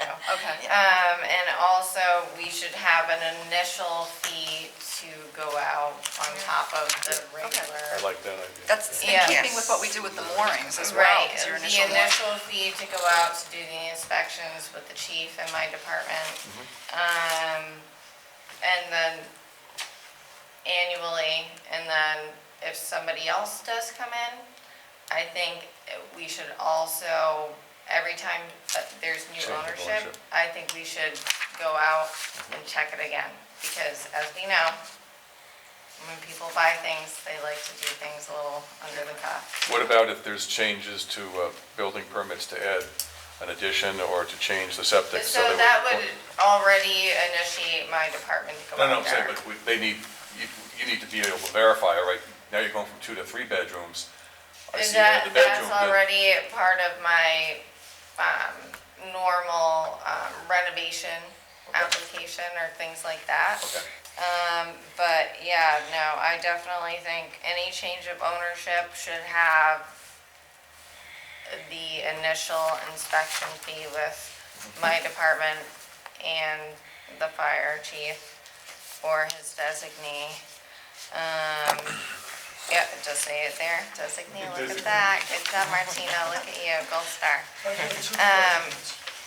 Yeah. So I think, yep, other than that, I'm cool with it. And then as far as the yearly type of fee, I don't know if that should go in front of you, Jason, kind of like it does with the business stuff, to the No. select board, or? The fee should come through the code office. It's just a fee, Okay. because Fee schedule. the select board and the town, the legislative body, if they vote this ordinance into existence, then their permission to proceed forward now is granted, and now it becomes an administrative function for code Okay, enforcement. so we don't need to have a meeting or anything? Nope. Okay. For the establishing the What is a fee? 16-day? No, for Short or long? What's that? each annual, A 16-day Oh, rental? yeah, gotcha. Is it Yeah. a short term or a long term? but this would be long, right? That's like- Yeah, so, I mean, we need to go over this. both. Yeah, so I have questions about that too, because I wanted to know how. we have ADUs The and things ADU like that, situation that's figures out. totally But different. that's, But I I just know, looked at those two definitions. I know. What is a 16-day rental? I don't know. It's I think by both. this, it's both, so I have questions about that part I didn't, and my little sidebar didn't show up in the printout, and I don't understand why my tracking comments don't show up, but I had that question. But I'd like this resident to speak, because I know she came just for this, because she learned about this at the other night, the meeting, so if you have a comment, ma'am, please. And could you give us your name, because Katie Blank, okay, thanks, Katie. sorry. Sorry. Katie Blank, Whippoorwill. You know me. Yes. I know you. I have several things Okay. about this. So, my association, which is Sebago Cove Estates, I just talked to Bill, the president of the board, and I've been on the board for years. We think there should be a moratorium on associations. What's gone on has been a nightmare. On association? On associations being allowed to, people coming into the associations buying and being able to do an Airbnb in there. So we think it's just been a nightmare for us. As a matter of fact, the police have had to sit down on our road because of problems with this one family that bought from someone who had died, came in and started doing Airbnbs in there. Things such as this group of guys rented the place and got drunk, stripped naked, went to the neighbor's house where there was a dock and skinny dipped, and the woman who owned the place ran into these 4 naked guys in the dark out in her yard. And it's that kind of stuff, and I don't think that's just one example. There's a lot of things that have gone down. There's too many people. There should be rules around how many people. I don't think it's fair for the associations to be turned into a business, because we're not a business. That we are different than someone having an individual resident, you know, like you buy on a road and it's your own lot and you're not part of an association. And they're making money off of us and using our common area. And we don't think that's right, and we think there should be some decisions made by the town around it, and looked at carefully, and not just like, okay, anyone can do it if they do an application. And I also think the money should be way more money than $100. I think you guys should hit them up. They're making a ton of money. I think you should hit them up $250, something big. Make them stop and think. People are still going to come rent. There's tons of places to rent here. They don't have to be turning every single place in the summer into a rental. And it's like we feel really strongly about this. And we had so many problems last summer because of that one house, and now 2 other people bought and are turning theirs into, so now we have 3 potential. We're not saying that people who own in the associations can't rent to like their family or a friend. We're saying just going online and renting to people, having no control over what they're doing. This particular house had 14 people, 14 adults in it. It's just it's like a 3-bedroom. So I feel really strongly about it, but so does everyone in my association, that the town should really look at that piece of it and see about what could be done to sort of respect the associations and not just let anyone do whatever. And I don't know if I'm within my legal right on anything I'm saying. So. I think that Jason will tell you. Yeah, so for this ordinance, this ordinance does not supersede HOA bylaws. So if your HOA as a group, it's your association, decide that we don't want short-term rentals, and as a majority everyone agrees to that, then this would not override that. So you could restrict the use of personal property as a HOA, as a short-term rental within your HOA as part of your bylaws. But this here is mainly to address those homes that are being used as short-term rentals, to ensure that they're safe and within the capacity of their septic system. And if Sebago Cove State says, we don't want any short-term rentals, and you guys agree to that, then when someone applies, we'd have to have a copy of your bylaws. We'd have to say, is this home in an HOA? Does your HOA allow this? If you do allow it, check, then we proceed forward. If you don't allow it, well, your HOA won't allow it, so we're not gonna issue your registration. So that would need to be on the application, a checkbox, is your home in an HOA, and if So so, Katie- include your HOA docs, but you would have to amend yours. You would have to get at your next meeting, or whenever you wanna do it, with a majority, whatever your HOA states as a majority, would have to change your HOA to get So rid the of them. majority of the board? No, the majority of the residents. Members? I Yeah. live in an HOA, and we're having the same conversation, Yeah. and we were kind of waiting on the town to see what ordinances they might enact, and then we can become more restrictive than them. And for us, we have to change our covenants and our bylaws to say, and get a 2/3 majority, that we're not going to allow this. And I don't know what yours, stipulate, but you might have to do something like that. But I share your concern, because I live next to someone who rented out their home, and they were within the rules as far as how many people came and slept in the residence. My concern is, I'm not sure if this is something that we have It authority over. doesn't address it, but I know what you're gonna say, but we would Yeah, need to add that. is that they would bring family and friends Yeah. from away, whether they lived in Portland or whether they lived locally or whether they rented locally but didn't pay the fee to go on the shoreland. And so something that had a 12-person limit, all of a sudden there's 25 people there, all right? And they're there all day, Right. right? And so I know that what you're proposing says, the number of bedrooms that the septic system supports +2. Right. But What it do we doesn't do address about, day trippers like visitors. Do we have any authority to limit that type of thing, or is that part of the HOA as well? That'd be up to the HOA. Well, I'm not gonna tell Kennebunk people they doesn't can't do that. have I know. friends and family over. No, but Kennebunk does address Yeah. it, they say that, Yeah. I'm pretty sure it was Kennebunk's. Well, It so says we- that you can't have more than X number of day visitors then Right. either at one time. And I rented Because, down again, at the septic Cape, and the insurers. same thing, Yeah. I had to submit to the Yeah, probably. to the person I was renting from, Yeah. who was gonna be there and what days they were gonna be there and how long they were gonna be there. So Right. I don't know if that was part of their HOA, if that was part of something that the town did, so. No, we would have no way to enforce that, especially in the Okay. summer months. No. There's It no would way be we can keep up unenforceable. with it. Okay, But to your point, Katie, regardless of what your HOA does, I mean, if you're saying that a house had 3 bedrooms and they had 14 people staying there, that would be in violation. That'd be a Because you violation. can have 2 people per bedroom plus 2. That's how septic systems are designed. So, when Kate goes out, I guess Kate goes out, she goes out once a year to anyone that applies to do a B&B? So if this passes, only if this passes, Yeah. we will go out originally to whatever they put down on their form. And they would state, okay, so we are advertising it for this many people per day. I'm not going out there every day if you see more people on their yard. That's not something I will do. Right, you don't have time Okay, so anyway. it's gonna be the original thing, we're gonna have them sign it, we're gonna have them check the boxes. However, you guys can be proactive and put something in your bylaws, but that's nothing I can enforce. That's gonna be something that you guys need to come up with and notify all your residents. Maybe there Okay. should be a fine if they violate what you You can approve. put that in your HOA agreement. I meant for you guys, for the town. Well, I did have a question. Yeah. We're going to go through I'll go this sit down. paragraph. Yeah, No, I'm happy Can I that get a copy you're of here. that? Sure, I'll send, yeah. I can fit I- that. yeah. why don't you can just give her one of these? Oh, give her an extra, Yeah. yeah. Awesome. Because this would help my board. Yep. Forgot what I was going to say.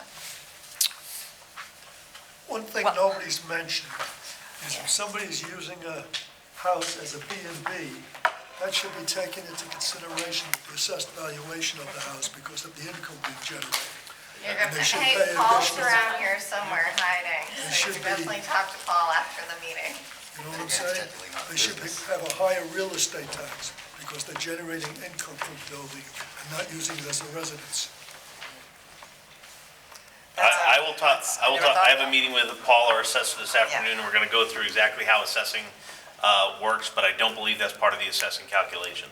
I think Maybe it should be. it's based on replacement value, I think. Well, it's also, Yeah, that's it's part of it. all Use, new, you yeah. guys. But if it It's was a all new. business, We it would haven't be even- But now you're cooking it into a Yeah. business, and now you're opening a Yeah. whole nother That's can right. Can of of worms. worms. It's not Technically Yeah, not a personal. business, it's not registered personal as an property. LLC or corporation. Yeah, and then they'd have to do a business registration, and then, I think we need to backstep, I understand all the concerns and I get it, but Airbnb is definitely a disruptor for sure, it changed the whole industry.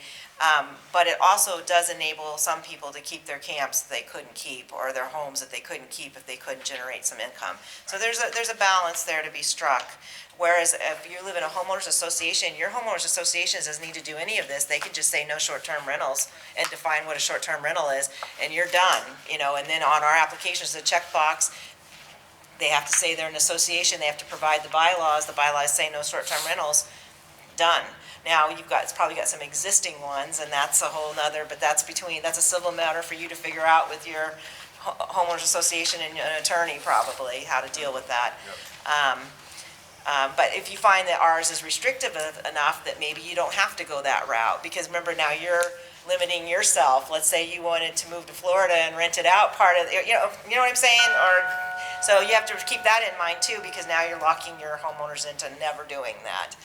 So there's a lot to think about with Yeah, this what one. you might find helpful too is, as part of this, there's a document called Be a Good Neighbor, which is Yeah. also, I cribbed from Casco, but I did make some additions and updated as far as some voting things. You might, at a very minimum, share that.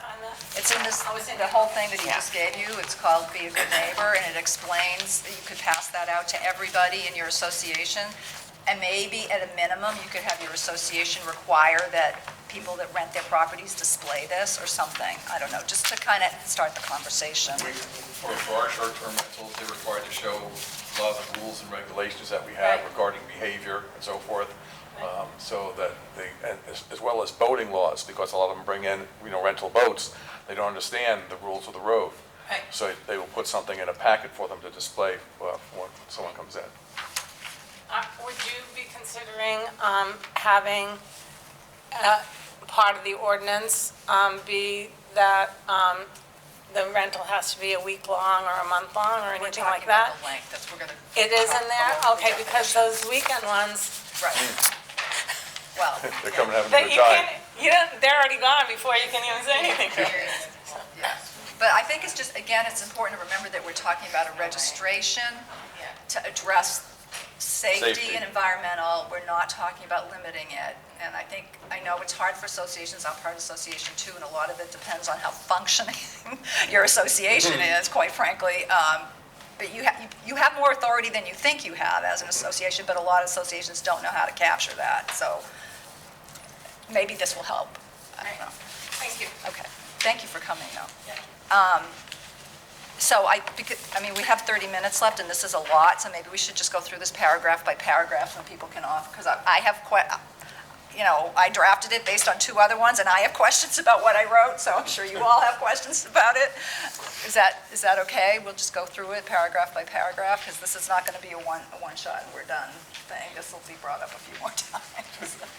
We have time. We have time. There's no date on this Thankfully, one, we have because time. this is a significant change in things. brand. Okay, so, and you can follow along now, because you have the same thing. Okay, so the first paragraph defines the purpose and authority of why we're even doing this.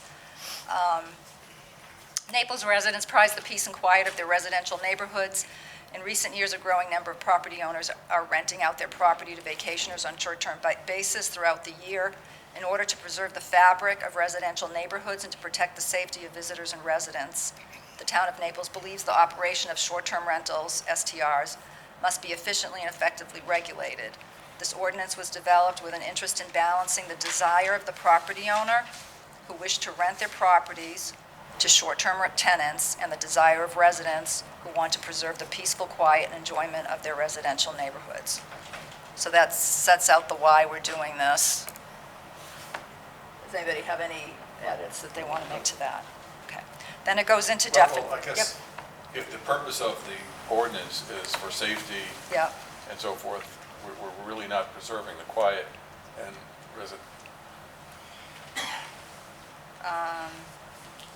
but we are by regulating the number of people, I suppose. She just took this straight from Casco. Yeah. And, you are, because if it's a 3-bedroom, you're not gonna have 15 people there. So, Okay. that does Okay. help. Okay. Yeah. Not maybe the way that it was Yeah, originally. But so we're using the bedroom, which ends up being as the defining thing. limiting factor. Yeah. But then that has a lot of positive Yeah. Yes. come out of it, right? It's good Yeah. environmentally and it's good for peace and quiet. Okay. Then we move into the definition. So the definition of a short-term rental, STR, a dwelling unit that is rented to renters and guests for a period of less than 30 consecutive days. Yeah. And then a long-term rental is a dwelling unit that is rented to renters or guests for a period of more than 15 consecutive days. That seems guess that- contradictory. Shouldn't that be more than 30 days? Yeah, it should be more than 30, right? Right, greater than 30. Greater than Yeah, 30. I think you just did a typo, because I'm looking at. Did I? Yeah, and that Casco's is possible? 30. Yeah, that's 30. You might have been thinking something at the same time. I think I was thinking, because my note to myself was here, because this whole thing confused me, was, Did you reverse the two? A short term is less than 15, maybe? No. No? No, Okay. Term on this one. For more, no, because I'm looking at the one that Kathy has printed out for us here, long-term, it says It's it's less a than period of 30. more than 30. Okay. It should be 30. Do we even need to have long-term rental if we're just doing STRs? I don't know, so these are questions, and my question Yeah, is, here, I do we don't think need, we even need to address. do we need some clarification of ADUs, because as of July 1, We already have they that. can't be so- rented for less than 60. Definitely have the definition of the short-term rental is under 30. Right, leave out the long. So to just leave out the long-term rental? Because I would it does just- I confuse would it, just doesn't it? exit. It does. Yeah, I just leave it out and Use just leave the short-term rental as less than 30. Okay. Yeah. Oh, less, okay, so this is, okay. Crossing out long-term. Yeah, just getting rid of that Yeah. definition, okay. Then the dwelling unit, and I don't know, probably we want to make sure this actually coincides with our current definition of So dwelling are unit. we going to be putting this, I think this should be part of our land use ordinance, so we don't have a standalone ordinance just for this, like we do with ADUs. We have a section for ADUs, we should have a section For for short-term rental. short-term rentals, so that every definition It's in the same place. is in the same spot. Make a section for short-term rentals. Incorporate into, And I think we're getting a little overzealous with this is Casco's. yes. Yeah, they don't even have ADUs yet, so. Okay. So do we don't really need to define dwelling unit I here think again because STR is it's all we need. I don't Yes, think we okay. need anything else. But we might because need- we already have it in our land use. I would Di- say ex-nay. Okay, so we probably need unhosted and hosted though. So dwelling unit, We can It's already in scrap our dwelling because we land have a definition of that Yeah. already. Okay. And then, but we need to keep unhosted and hosted, I think, right? So a dwelling, so for unhosted, a dwelling that is not occupied by the owner when any part of the dwelling unit is rented as a short-term rental. And a hosted is a dwelling that is occupied by the owner when they are part of the I dwelling mean, is unit. it gonna be a different permit? It's noted on the permit because you have to indicate, I think the way the permit, I the think- draft permit yeah. is written is, I think the reason why they're doing that is because a lot of towns have gone to a next step of different types of permits or fees based on that. So it might be just good to have it in there in case For later. you do something different later. okay. It also will be clear on the permit because part of it is going to be that who do we contact when we start getting complaints? Obviously, Right. it's going to be law enforcement, but it would be nice to have that out-of-town number too. Right, that's required. Okay, so far then, we're keeping the purpose and authority, we're keeping the short-term rental definition, we're eliminating long-term rental dwelling unit, and we're keeping unhosted and hosted. Okay, moving on to section 2, registration, annual renewal necessary. And I just threw this date in of January 1st, 2026, assuming with, I don't know. Effective January 1, 2026, no dwelling unit may be rented or otherwise held out as being available for rent as a short-term rental without first registering the same with the Town of Naples Code Enforcement Officer in a manner consistent with this ordinance. A short-term rental registration is valid for a period of 1 year from the date of issue. And I have my question, do we want to keep it 1 year? And it sounded like we did. Not 2, okay. A short-term rental registration must be renewed annually and must be re-registered upon any change in ownership of the dwelling unit. Registration, I think we should also put re-registered and re-inspected. For that, remember when somebody else comes in and they want to do something differently? We were kind of talking about. I think I do, but I'm just going to make a note right here. I so wouldn't be that's- opposed of having a, application fee and then an annual fee from there, because that would cover you going out initially. And then if you had then, again, so there any ain't new no fee would. new registration from a new owner, it should be re-inspected once they're ready. because you know what they've done. Exactly, because people do that a lot. So I think that would be smart. So the new owner only, so you're, Change of ownership. just a change of ownership will trigger a re-inspection. Yeah. Okay. That might be mentioned someplace else, but I'm just making a note here so I make sure that we keep that. Okay. Can I make a suggestion? Yep, yep.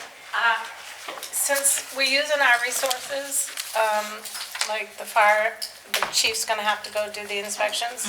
Maybe they should have to pay for the fire inspection. And that's time and money from our people to help them have a business.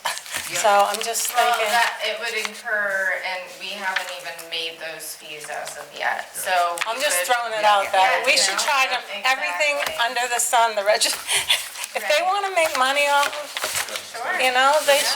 they should help us, because it's taking resources from you. Right. It's taking resources from everyone, it's taking resources from you to just Right. sit here and do this ordinance. So, Registration applications which shall be prepared and made available by the code enforcement officer shall provide all information required to demonstrate compliance with the performance standards contained in this ordinance, as well as the following materials. So now it goes into what the applicant would have to provide. So A, a copy of the plot plan showing the location of the short-term rental, the location of parking spaces required in section 4C of this ordinance, and the location of the leach field associated with the dwelling unit. Such plot plans may be hand-drawn or created using the GIS data compiled and maintained by the town. I don't know, does the town have that data? I think that wording could be a little bit different. What do you want to say? A copy, so I would go off of our current day, so this is obviously Casco. But for we have a whole checklist for the town of Naples, and it's not worded quite that way, because it's not just the leach field. Wouldn't you already have a copy of the plot It's plan? HHE 200, it shouldn't be leach field. So I can address that a little bit more. Okay.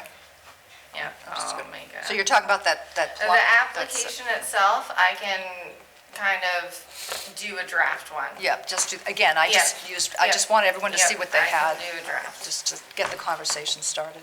Yep, So we're in agreement, though, that some sort of a copy of some sort of plot plan, so we know where the Yeah. property is, okay. Then item B would be a floor plan drawing to show the general layout of the short-term rental.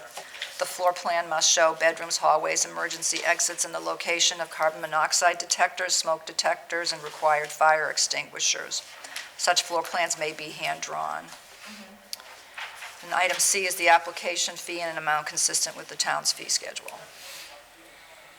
Once submitted, all short-term rental registrations shall be reviewed by the code enforcement officer for completeness. Once deemed complete, the code enforcement officer shall either grant with conditions, or deny each application.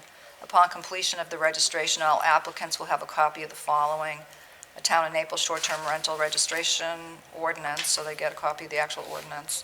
Signed Town of Naples short-term rental registration application. Good neighbor flyer. I think, reading this now, I'm thinking they should actually have a permit, shouldn't they, upon completion of the registration, all applicants? so, yeah, this is a little weird. This is weird. So I would say, when they fill out the application, Yeah. they're already gonna have all this information Yes. attached to the application, so this is kind of like, I don't even think that this needs to be, So just Put have, in just have the this. first line, application fee, period, and the rest of it can be struck. yeah. I mean, at some point, you need to say, though, that after you have to say confirm, deny with conditions, and then they get a permit. Because I think someplace else in here, it says your permit has to be Or displayed. deny in your- each application, and they will receive that within 30 days from the code office, something like that, just boom. Do you And want to then make we those don't changes need this. in that section, Kate? So, grant with conditions or deny each application, which they will receive within 30 days of their submission. After passing the required inspection. Well, this would not be the occupancy. This is just for the application. But you can't give, I'd be afraid to say you're going to give them the permit Right. within 30 days, because we're talking about places where the people might not be here all the time, and so it might be hard for you. It's not like you can just do a turnaround and have necessary access to their home. Once it's deemed complete, we would have 30 days. So she Yeah. wouldn't deem it complete Right. And then the clock would start ticking. It wouldn't be at the day that she gets it handed if it's missing Does the stuff. inspection make it, did the inspection make it complete? You have We to don't do inspections unless the application is complete. Okay, so basically, it'll be 30 days after you've inspected it, because you won't inspect it until It it's, would be 30 days of letting them know whether it's complete, they need more information, or they need to pay. So then they would, once whatever they've done is done, then you would go out and do an inspection, and then she could say it's denied, So first potentially. step is a complete Complete application, and correct. We've got all documentation we need. Documentation, Now I'm correct. gonna schedule An inspection. me and the fire chief going. And then, Right, then a and it might not certificate. even be 30 days for them, Yeah. but just the approval of the application or denial of the application. Right. Doesn't mean that. Oh, okay. The application is Right, incomplete. this is just the the application. application, Yeah. okay, I was confused when you said, Yeah. I thought you meant approval of, by Not the giving whole them the thing, permit. no. Okay, Yeah, yeah, okay. So some changes do need to be made to that, you'll make them, whatever you want to edit out of that section C? Yeah, Sounds like we'll it's- figure it out. Okay. I'm writing your Is the name. transfer of ownership. Then we go to transfer of ownership. Any registration issued under this ordinance is not transferable to a new owner. Any change in the ownership or change in the members, managers, or officers of an owner shall require a new registration. And Managers is spelled wrong. Yes, it is. managers. Managers. Danger. Lisa, but shall, darn my spell check, I'm gonna put and inspection. but shall not require a new fire inspection under section 3 until the registration is renewed. Strike that. And just put it, and inspection, And inspections. and inspections. Applicable inspections. Applicable inspections. So what are you changing? I'm sorry. We're striking the part where it says, but shall not require new inspection, that whole part. Okay, all right. And just a new registration and applicable inspections. Yep. Okay.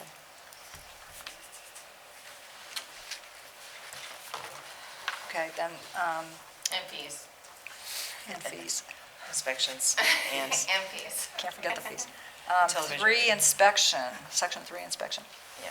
Upon receipt of a complete registration application and the required fee, each short-term rental unit shall be inspected by the fire chief or the chief's designee. And I guess we need to add, and code enforcement office, because, code enforcement officer, because I took this from Casco and they don't do Well, that. it's too funny because it says the fire chief shall inform the code, Yeah. no, it's the opposite. The opposite way. It is. This whole thing, inspection, yeah, no, I'll take a look at those sections. So that's and I'll another- get back to you. Okay. Kate, Yeah, And I was thinking you could just create, I had a note to myself, just thinking, just have a quick checklist that you could do or whatever. I'm sure you have that already, but that was just a yeah, note. I'll Like, get it, don't worry about it. like, I would want a checklist. Item 4, performance standards. All short-term rentals within the town shall comply with the following performance standards. First one, emergency contact. The dwelling unit's owner must provide an emergency contact who is able to respond within 3 hours, 24 hours per day, to complaints regarding the condition, safety, or operation of the short-term rental or the conduct of guests, and must be able to take such remedial action on behalf of the owner or as otherwise allowed by law to remove such complaints. This is gonna generate a lot of flack, This second, 24 hours a day. I think they should have require a second one too. You have original contact, then you have secondary. have a If secondary I go away contact? for the weekend, I have to find a neighbor who's gonna take the call. Yeah. At 3 in the morning or 4 Yeah. in the morning. That's part of Yeah. your rental to have a caretaker Yeah. available. That's usually through the sites that they, Yeah, a lot of those as sites do well. recommend Yeah. that anyway. or so, require I mean, it's good to have the original. I don't even know if that's something that we would need to have because we already have the original information on ours, but then the websites themselves that rent it out, they have all that already. I would still ask for, I think you should still ask for it there, because those websites don't have, there's no impetus for them to really care whether that's updated. But think about this, Martina, it's a Saturday night, Yeah. code isn't gonna be. No, open. I know. and I don't want to be in the property management business either. No. But there's, Oh, that's the responsibility. that's, Yeah. So I would caretake for the And so, property next to me. And the owner was down in Massachusetts. He would get the text or the call, and I was he paid me a monthly stipend to be available, and I would go next door or wherever well, it had to we be. can say that they need to have emergency contacts listed. Available to your renter. It is, it's in Available, here, it yeah. talks Yeah. about making Yeah. that Yeah, display rather to- than to us, Display, because if yeah. it's Yeah. on a weekend, we're Yeah, not here. we shouldn't be the first We don't have a, consider recourse for that. yeah, no, I don't think we should be really involving ourselves Right, in that no. portion of it. Yeah, I'd rather say it must be available to the renters. right. Rather than to us, because they're kind of Kinda like a hotel does in the between a rock and a hard place on Yep. weekends here. Yeah, septic system isn't working, so, you don't want to be getting those calls. Yeah, I'm wondering, right, the Case dwelling of unit's warrant. owner must provide emergency contact to the place regarding the conditions of. Yeah, it doesn't, it's emergency for them, not necessarily for you guys. Yeah, to- available to renters. Right. Yeah, And we can kind of have that as part of the COO, that they have like an emergency contact list somewhere. yeah, Jay, do you prefer Jay or Jason? Either one's I fine. just suggested a secondary as well. Have it, make them display the emergency contact somewhere in the home or in the Yeah. dwelling. Yeah, I mean, I just rented a place We can go with Jay, because over that's Jason. Thanksgiving in California, and they So had don't get confused. a whole list of stuff on the As I thing. say, 3 hours is a very short time. I mean, if I go out shopping for the day, You're I gone can't 3 go hours shopping later. until I have an emergency contact. And what if he's not home? Right. So, Well, that's why I suggested a secondary. Text and phone number to call them. Yeah, Right. so are we all good with this then? So, but we're maybe adding a secondary dwelling I think unit? it's good the way it is. We're getting into property management now. Okay. I think that they provide the number. If that number doesn't work, then They call somebody yeah, else. call somebody, yeah. Okay. All Get right, into item the weeds. Item B, occupancy limits. Occupancy within a short-term rental is limited to a maximum of 2 guests per legally permitted bedrooms, as determined by the code enforcement officer, plus an additional 2 guests. What, no, No? no, No? just occupancy within a short-term rental is limited to, I would Septic just system. say maximum capacity as determined by The the HET 200 as reviewed by the code officer. What's the ACC But Septic that- design. That's the septic design. Got it. So that would be, So, no, I Determine don't like when you this go out wording then. whatsoever. Because they could have way more Nine. bedrooms than the Yes. septic system. Oh, yeah. Yeah. Right. Yep, as determined That was- by that the was my code problem. They had- officer per the HHE 200. Yeah, that was Which my is problem. They installed had in a walkout working basement, order. But, you know, Yeah. 15 people. I'll look at language for that one too. so that would, so their occupancy limits would be determined like after your inspection.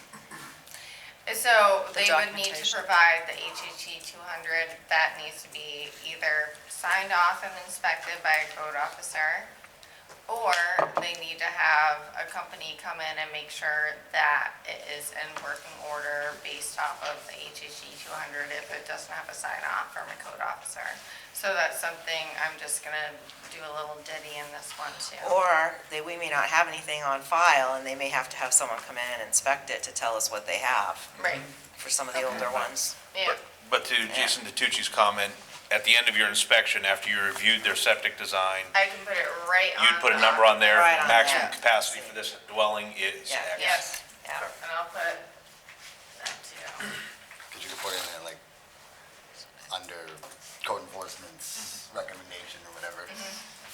That'll be on their certificate of occupancy. Max on If I was writing this, I would get rid of. You are writing this. I would say, Oh, no, it plus a continues. total of I thought we were- additional 2 guests. That's more emphatic. Just a break. They might think, oh, 2 guests per bedroom additional. Well, I guess we're taking the plus additional 2 out completely anyway. We're just doing it based. Which is- Yeah, she's saying strike all that it would say something like occupancy within a short-term rental is limited to the maximum capacity as determined by the HH 200. HHE 200 after, code Yeah. office review. After code office review. And will be put on their COO. The occupancy is gonna be the occupancy, period. Yeah. Don't worry, the +2, we're not gonna enforce anyway, but Right. you're actually being more restrictive by just saying whatever the occupancy is. Right. That implies overnight is what it's implying. Now, if someone asks 20 people over and they're taking off their clothes and going swimming, then that's when you call law enforcement. You know, that's not, we're just not gonna be able to enforce any of that. I think those, correct me if I'm wrong, Kate, but the HH 200s actually allow for additional, I think they allow for two per bedroom? Is that how they're Per done? bedroom, Plus. gallons per day. Say that again? Gallons per day, yeah. Okay, Yeah, okay. So, So it, it's 2 per bedroom. yeah, Larry makes a good point. Two couples come up, they both have a child that sleeps with Them in the bedroom. Yeah, a small child. Larry, I'm not gonna kick children out. I mean, the occupancy is the those occupancy. in diapers do not affect the septic system. Just the landfill. Right, just the landfill. Yeah, right. They get a dump permit. All right, we're not going there, don't add Let's that. move on. We got 5 more minutes, because I am conscious of Yeah. everyone's time. Okay, C, parking. The dwelling unit's owner must provide off-street parking for the guests. Parking is prohibited in a manner that impedes access by emergency vehicles to the property or any other dwelling in the neighborhood. Is that okay, you think? Okay, trash disposal, D, the dwelling unit's owner must provide trash containers for household trash. Trash bags must be tied securely in place in provided containers. The dwelling unit owner shall ensure that trash is removed from the property at the end of each rental period.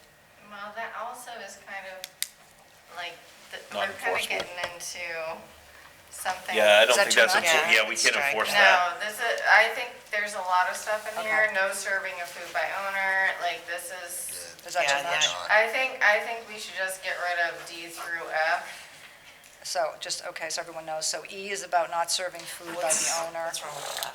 What's Well, wrong F, with You're that? already I gonna mean, do it's that. gonna be COO, so that's kind of like already involved Oh, with that's true. the COO, so this is redundant.